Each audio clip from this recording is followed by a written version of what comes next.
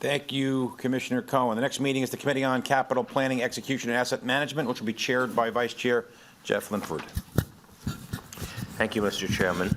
Today's meeting of the Committee on Capital Planning, Execution, and Asset Management is being held in public session in its entirety.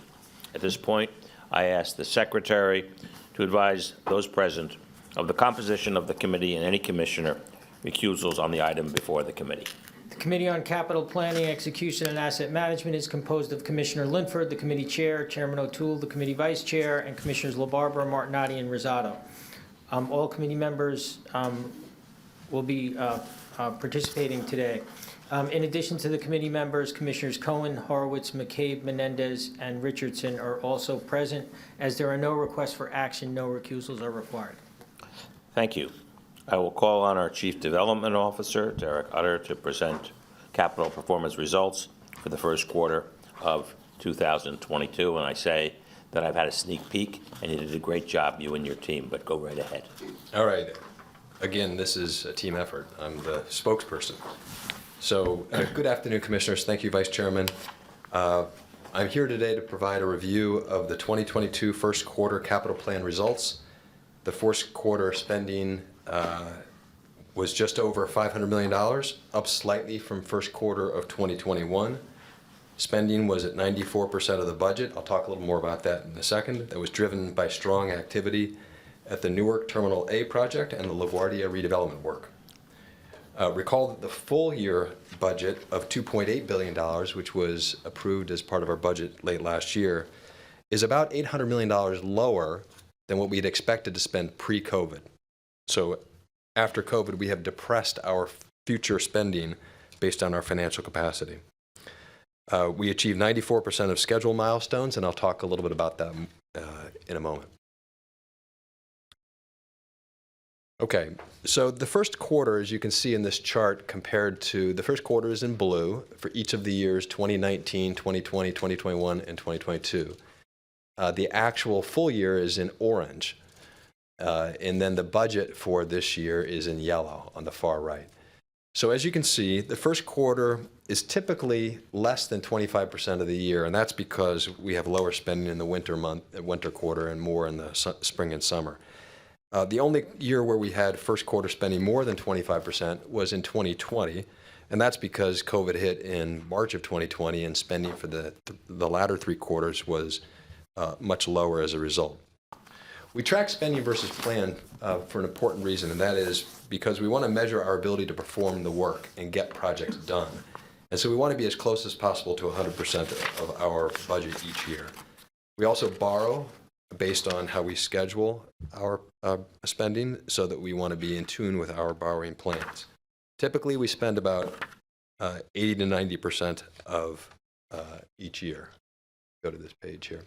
Typically, we spend about 80 to 90% each year, and in 2020, as I said, we held back spending given COVID. So you can see the trajectory here each year of spending versus plan. So we typically end up below 100% in the 80 to 90% range. In 2020, we spent much less because we really slowed down spending starting in April of 2020. Last year, we picked up and we got about almost 90% of plan. This year, we're at 94% of plan. And so we're on track to have a pretty strong year relative to our budget. I think we'll be closer in that 90 to 100% range by the end of the year. In terms of on-time results, we measure two dates on each project, and projects can range from very large projects like Newark Terminal A to very small projects. But in each project, we measure at least two dates. Those dates are the end of the pre-construction phase, which is usually measured by when we award a contract, and then secondly, the end of the construction phase. So those two dates are what we track, and that's what we measure our progress towards. In the first quarter, we met 17 of 18 planned milestone dates for a 94% performance. That was 8 contract awards and 9 construction completions. That compares favorably, as you can see on this chart. We started a real improvement with a focused effort in 2018 and 2019 to get our performance up. Got it to 94%.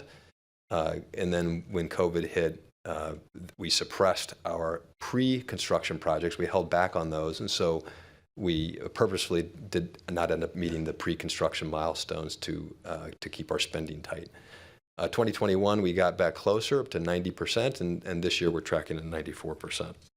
In addition to those projects I mentioned that we completed on schedule, we also completed 8 milestones from later in the year in the first quarter. So 4 of those were contract awards and 4 construction completions, but that pulled forward, or that accomplished things ahead of schedule, and that's all good. As I said, there's a very wide range of projects from the very large to the very small. We put 9 projects in beneficial use in the first quarter. I want to highlight 2 of them. The first is the picture on the left. It's hard to see, but this is the Newark Path Station Escalator project. These escalators bring passengers from the street level to the mezzanine level, and we replaced 4 escalators which had been damaged by Superstorm Sandy. And those were funded 90% by an FTA grant. The second project I want to highlight is in the port area. It's the first project listed there, which is the Port Greenville Yard construction of the Cross Harbor Tracks 0, 1, 2, and 3.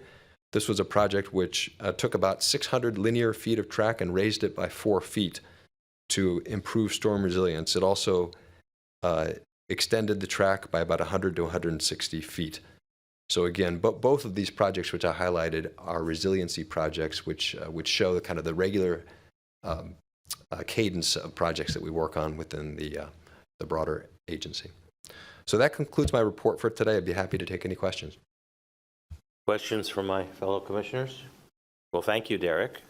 And this concludes today's meeting on the Committee of Capital Planning, Execution, and Asset Management. Mr. Chairman.